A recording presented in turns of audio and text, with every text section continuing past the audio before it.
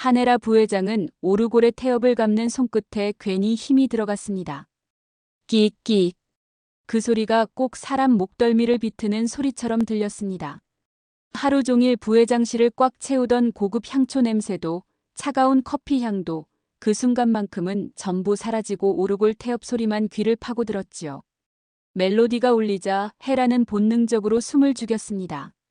이 소리 내가 그날 들었던 소리랑 똑같아. 비 오는 밤, 젖은 골목, 손에서 미끄러지듯 빠져나가던 어린 손. 수아의 손은 작았고 너무 뜨거웠습니다.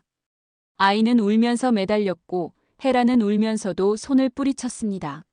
사람이 정말 두려우면 마음이 먼저 도망가더라고요. 헤라는 그때 제 마음을 살리려고 아이를 버렸던 겁니다. 영채야. 문이 소리 없이 열렸고 차정원이 들어왔습니다. 아니, 지금은 건양가의 며느리 주영채라는 이름으로 살고 있는 여자. 헤라는 정원을 볼 때마다 이상하게 속이 서늘해졌습니다. 눈빛이 너무 담담해서 사람이라기보다는 오래된 칼날 같은 느낌이 들었거든요. 예전의 정원은 분명 따뜻했습니다. 작은 농담에도 웃고 누군가 슬픈 표정을 지으면 먼저 손을 잡아주던 사람이었지요. 그런데 지금의 정원은 웃을 때도 웃지 않는 눈을 하고 있었습니다. 헤라는 애써 태어난 얼굴을 만들었습니다. 부회장이라는 자리에 앉아있는 사람은 흔들리는 마음을 표정으로 들키면 그 순간부터 약점이 되니까요. 이 오르골 말이다 정말 인사동 골동품점에서 샀다고 했었지? 혹시 그 주인 얼굴 기억나니? 정원은 천천히 오르골을 내려다보았습니다. 초점 없는 눈으로.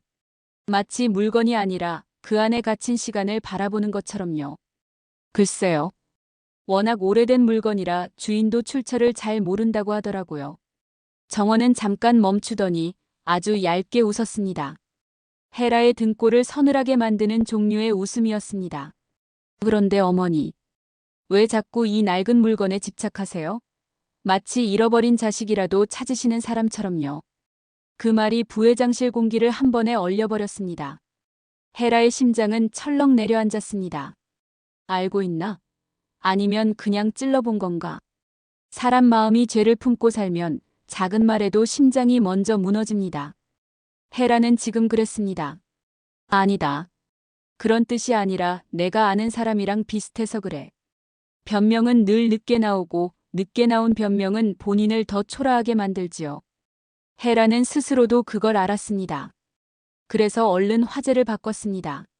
참, 진 회장님 소식은 아직 없니? 내가 마지막으로 봤다면서. 정원은 의자에 깊숙이 몸을 묻었습니다. 손가락을 가볍게 교차하고 고개를 살짝 기울인 채 헤라를 바라보았습니다. 그 시선이 어머니는 어디까지 알고 싶으세요? 라고 묻는 것만 같았습니다. 진 회장님은 아마 본인이 지은 죄의 무게만큼 깊은 곳에 계실 거예요. 헤라는 목이 바짝 말랐습니다. 죄의 무게라는 말이 너무 정확해서.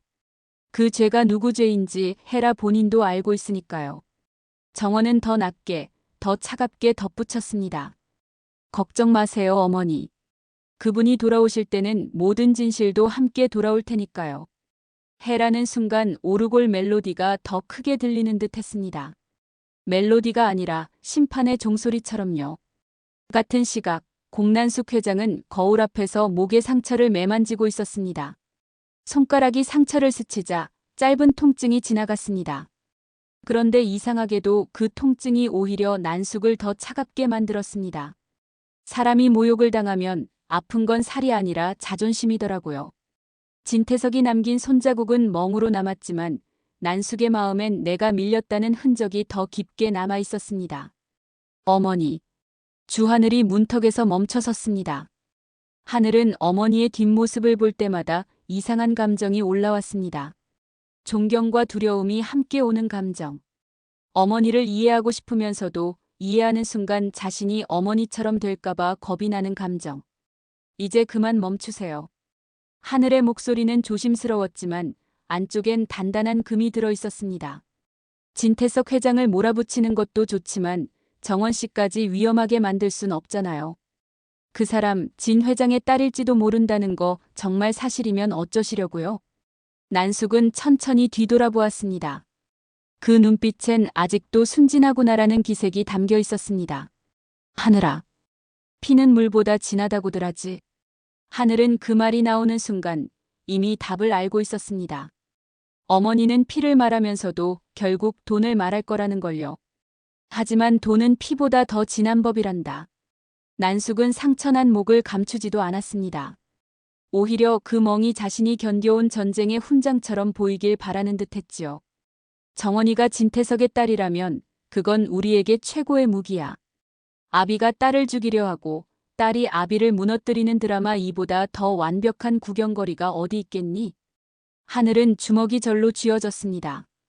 손바닥에 손톱이 파고들어 아팠지만 그 아픔이 오히려 정신을 붙잡아줬습니다. 전 어머니를 이해할 수 없어요. 하늘은 떨리는 목소리를 억지로 눌렀습니다. 저를 낳진 않으셨어도 늘 제 편이라고 생각했는데 이제는 어머니가 무서워지려 하네요. 난숙은 잠시 하늘을 바라보았습니다. 아주 잠깐 사람 같은 표정이 스쳤습니다. 하지만 그 표정은 곧 사라졌습니다. 난숙은 다시 회장으로 돌아갔습니다. 무서워도 어쩔 수 없다. 난숙은 거울 속 자신의 눈을 보며 혼잣말처럼 내뱉었습니다. 건양을 내 발 아래 두기 전까지는 난 악마라도 되겠어. 하늘은 그 순간 깨달았습니다. 어머니는 멈출 생각이 없다는 걸. 그리고 그 악마의 길 한가운데 정원이 서 있다는 걸. 주영채는 방 안을 서성이며 손톱을 깨물었습니다. 손톱이 부러질 정도로 씹었는데도 불안은 조금도 줄지 않았습니다. 배 위에 두른 가짜 복대는 땀으로 축축해져서 살에 들러붙었고 숨을 쉬면 쓸데없이 크게 부풀어 오르는 것만 같았습니다. 숨을 쉬는 것도 들킬 것 같아. 거울 속의 영채는 말끔한 비단 잠옷을 입고 있었지만 눈은 밤새 도망친 사람처럼 흔들렸습니다. 차정원 그 계집애만 아니었어도. 영채는 입술을 깨물며 중얼거렸습니다. 내가 왜 이런 짓까지 해야 돼? 엄마는 무조건 임신부터 하라는데 세훈 씨는 잠자리조차 피하잖아. 영채의 머릿속에 엄마의 목소리가 들려왔습니다. 내가 이 집에서 살아남으려면 배부터 불러. 배가 불러야 내 말이 먹히는 거야.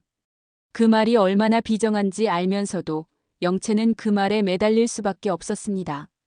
건양가는 사랑으로 굴러가는 집이 아니었으니까요. 피, 돈, 약점 거래. 그런 것들로 사람들이 서열을 만들고 숨을 쉬는 집이었습니다. 그때 문이 열리며 진세훈 부사장이 들어왔습니다. 술 냄새가 먼저 들어왔고 그 뒤에 세훈이 들어왔습니다. 세훈의 얼굴은 피곤해 보였고 어딘가 슬퍼 보였습니다. 그런데 그 슬픔이 영채를 더 무섭게 만들었습니다. 사람이 화가 나면 대비라도 하죠. 슬픈 사람은 언제 어떤 결정을 할지 알 수 없으니까요. 영채야. 세훈은 조심스럽게 다가왔습니다. 손을 뻗어 영채의 배를 만지려 했습니다. 우리 복덩이 잘 있지? 아빠가 너무 늦었지? 영채는 질겁해서 뒤로 물러났습니다. 가짜 복대가 손끝에 닿는 순간 모든 게 끝장날 것 같았습니다. 아, 세훈 씨. 지금 입덧이 심해서 예민해요. 제발 가까이 오지 마세요. 세훈은 손을 거두었습니다. 그 표정이 쓰디썼습니다. 그래, 미안하다. 내가 요즘 회사 일로 너무 정신이 없었지. 잠깐 정적이 흘렀습니다. 그 정적 속에서 영채는 세훈의 눈을 피했습니다. 눈이 마주치면 들킬 것 같았거든요. 그런데 세훈이 낮게 말했습니다. 그런데 영채야, 가끔 넌 내가 알던 영채가 아닌 것 같아. 영채의 심장이 덜컥 내려앉았습니다. 들켰나? 예전엔 그렇게 따뜻했던 내가 왜 이렇게 차가워진 걸까? 세훈의 질문은 비난이 아니라 슬픔이었습니다. 그게 더 잔인했습니다. 영채는 순간 울고 싶었지만 울지 못했습니다. 울면 진짜가 나오니까요. 영채에게 진짜는 금지된 것이었습니다. 사람은 변해요. 영채는 최대한 무심하게 말했습니다. 특히 이런 집에 들어오면요. 세훈은 아무 말도 못하고 잠시 서 있었습니다. 그러다 조용히 고개를 끄덕였습니다. 그래, 내가 너를 이렇게 만든 거면 미안하다. 그 순간 영채의 가슴 안쪽이 찌릿했습니다. 세훈 씨가 미안해할 일이 아닌데 내가 지금 하는 짓은. 영채는 그 말을 삼켰습니다. 자기 죄를 말하는 순간 자기는 끝입니다. 그런데도 마음 한구석에 이상한 두려움이 생겼습니다. 차정원이 이 집을 흔들고 있다는 소문, 진태석이 사라졌다는 소문, 한혜라가 오르골에 집착한다는 소문.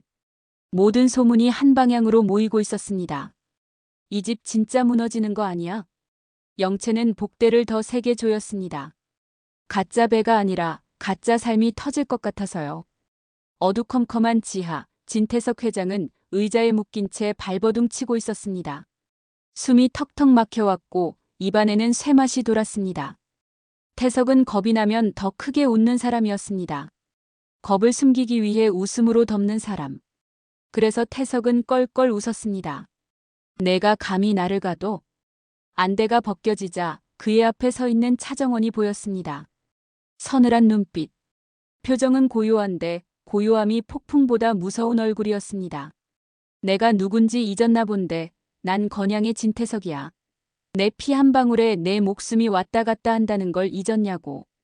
태석은 피라는 단어를 일부러 강조했습니다. 피가 그의 무기였고 그의 면죄부였고 그의 왕관이었으니까요. 정원은 태석의 뺨을 가만히 어루만졌습니다. 손길은 부드러웠지만 온도는 얼음 같았습니다. 태석은 그 손길에 오히려 몸이 굳었습니다. 사람은 본능적으로 압니다. 이 손길이 애정이 아니라 장래의 손길이라는 걸. 회장님. 정원의 목소리는 낮고 또렷했습니다. 급히 돌려드리고 싶어도 돌려드릴 수가 없네요. 정원은 자신의 가슴을 살짝 눌렀습니다. 이미 제 몸속에서 독이 되어 퍼졌거든요. 태석의 눈동자가 흔들렸습니다. 그 흔들림을 숨기려 다시 웃었습니다. 또, 내가 무슨 비련의 주인공이라도 된 줄 아나? 정원은 눈을 깜빡이지 않았습니다. 당신이 옥상에서 나를 밀었을 때 차정원은 죽었어요. 그 말은 칼이 아니라 망치 같았습니다. 한 번에 뼈를 부숴버리는 말. 태석의 입과 웃음이 아주 잠깐 멈췄습니다. 지금 당신 앞에 있는 건 당신이 버린 과거의 망령이죠. 태석은 비릿한 미소를 지었습니다. 한혜라 그 여자가 알면 참 좋아하겠군. 정원의 표정이 미세하게 흔들렸습니다. 아주 잠깐. 하지만 태석은 그걸 놓치지 않았습니다. 태석은 약점을 맞는 개처럼 사람의 흔들림을 맡아내는 데 능했습니다. 자기가 버린 딸년이 제 시아비 목에 칼을 겨누고 있다는 걸 말이야. 정원의 손이 태석의 멱살을 틀어쥐었습니다. 숨이 올라왔습니다. 분노가 아니라 오래 눌러두었던 울음이 올라오는 숨. 정원은 그 울음을 삼키듯 말했습니다. 우리 아빠 차기범 씨한테 씌운 누명 그리고 당신이 저지른 모든 살인. 정원은 한 글자씩 씹어내듯 말했습니다. 하나도 빠짐없이 세상에 공개할 거예요. 태석은 억지 웃음을 지었습니다. 그래서? 세상이 내 편이 될 것 같아? 세상은 돈 있는 편이지 울부짖는 딸년 편이 아니야. 정원은 태석의 턱을 들어 올렸습니다. 당신은 가장 높은 곳에서 가장 비참하게 떨어지게 될 거야.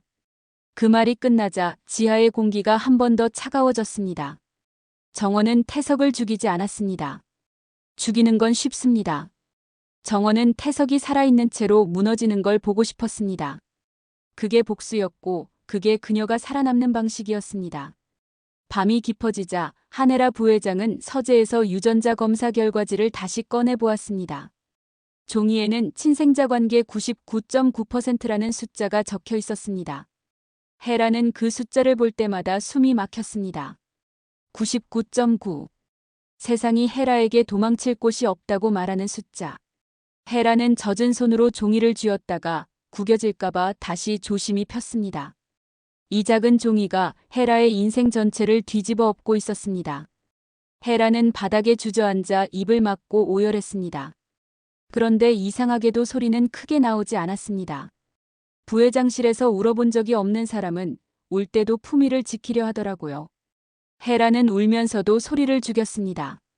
그게 더 처절했습니다. 수아야, 내 새끼 수아야. 혜라는 가슴을 치며 울부짖었습니다. 엄마가 무슨 짓을 한 거니? 내 딸을 원수의 아들과 결혼시키고 내 손으로 내 딸을 벼랑 끝으로 몰았구나. 그 말이 끝나자 혜라는 갑자기 떠올랐습니다. 정원이 자신을 부를 때 어머니라고는 하지만 그 말 속에는 온기가 없다는 걸. 정원이 웃을 때 웃음이 아니라 칼을 숨긴다는 걸. 그리고 정원이 가끔 멍하니 어딘가를 볼 때 그 눈이 살고 싶어서가 아니라 끝내고 싶어서 보인다는 걸. 정원이는 내 딸인데 내 딸이 지금 죽음으로 걸어가고 있어. 그때 윤비서가 다급하게 들어왔습니다. 부회장님, 큰일 났습니다. 주영채 씨가 아니 차정원 씨가 지금 진 회장님을 데리고 경찰서로 향하고 있다는 정보입니다. 해라는 정신이 번쩍 들었습니다. 안 돼. 입에서 나온 말은 기도처럼 떨렸습니다. 정원이 진태석을 직접 건드리면 정원도 같이 부서질 게 뻔했습니다. 진태석은 끝까지 물어뜯는 사람입니다. 자기가 죽어도 상대를 같이 끌고 가는 미친 개 같은 사람. 진태석은 미친 개야. 해라는 스스로도 놀랄 만큼 날카로운 목소리로 말했습니다. 마지막까지 정원이를 물어뜯을 거라고. 윤비서는 고개를 숙였습니다. 차량 준비하겠습니다. 해라는 결과지를 움켜쥐고 일어섰습니다. 그 종이는 마치 아이의 손처럼 느껴졌습니다. 20년 전에 놓쳤던 손. 이번에도 놓치면 해라는 사람으로도 엄마로도 끝입니다. 경찰서 정문 앞은 이미 난장판이었습니다. 수많은 기자들이 몰려들어 카메라 플래시가 번쩍였고 사람들 목소리가 뒤엉켜 웅성거렸습니다. 그 소리 속에서 차정원은 아주 이상할 만큼 차분했습니다. 사람은 마음이 결심하면 오히려 조용해지기도 합니다. 폭풍 속에서 더 고요한 사람. 정원은 그런 사람이었습니다. 차정원은 만신창이가 된 진태석 회장을 이끌고 차에서 내렸습니다. 태석은 손목이 묶여 있었고 얼굴엔 피가 말라붙어 있었습니다. 그럼에도 태석은 웃었습니다. 끝까지 품위를 유지하는 게 아니라 끝까지 독을 뿜는 웃음이었지요. 그때 공난숙 회장과 주하늘이 나타났습니다. 난숙은 마치 이 자리가 자신의 무대인 것처럼 여유롭게 걸어왔습니다. 기자들이 난숙을 알아보고 더 웅성거렸습니다. 난숙은 그 웅성거림을 즐겼습니다. 사람들 시선은 권력의 연료였으니까요. 정원아. 난숙이 정원의 앞을 가로막으며 웃었습니다. 공은 내가 세워야지. 내가 진태석을 넘기면 넌 살인 공범이 될 수도 있어. 정원은 미동도 하지 않았습니다. 난숙은 더 가까이 다가와 낮게 속삭였습니다. 비자금 서류, 나한테 넘겨. 정원은 난숙을 똑바로 바라보았습니다.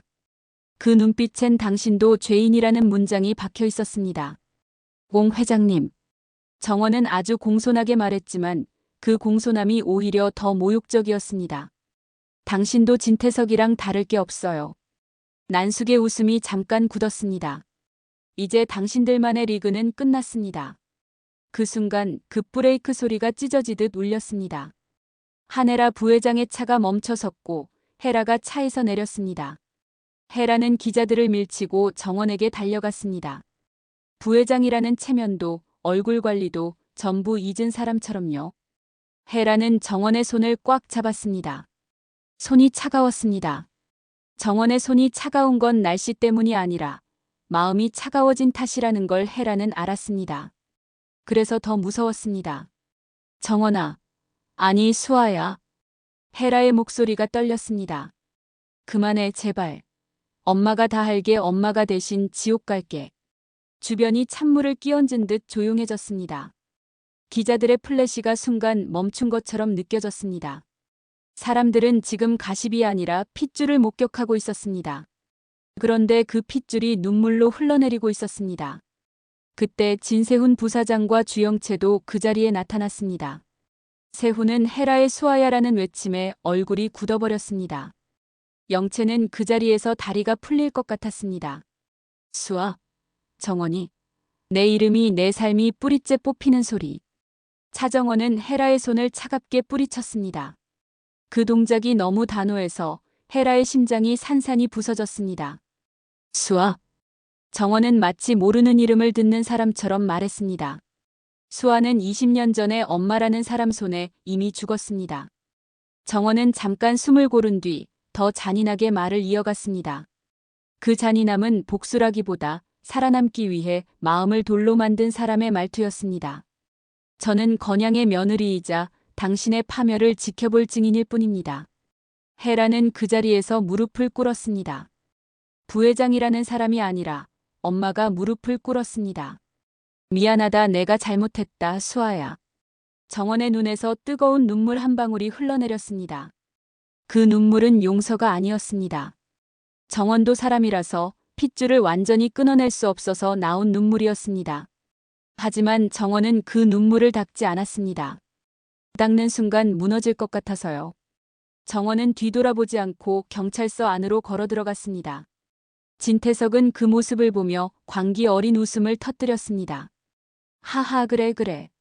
끝까지 해봐라. 내가 날 끌고 들어가면 나도 너를 같이 끌고 죽을 테니까. 공난숙은 이를 악물었습니다.